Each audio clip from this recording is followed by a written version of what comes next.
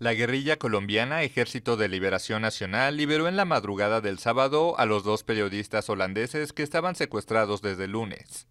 Los reporteros Dirk Johannes Bolt, de 62 años, y Eugenio Ernest Marie Follender, de 58, fueron entregados a una comisión humanitaria de la Defensoría del Pueblo en una zona rural del Catatumbo, departamento del norte de Santander. Los comunicadores afirmaron a medios locales estar bien de salud y adujeron su rapto a un gran error por entrar al Catatumbo, zona fronteriza con Venezuela, ya que nadie les advirtió que era una región con problemas de seguridad.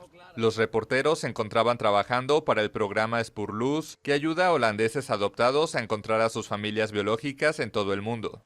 La guerrilla del ELN, que tiene unos 1.500 combatientes según cálculos oficiales, negocia actualmente la paz con el gobierno sin un acuerdo de alto al fuego.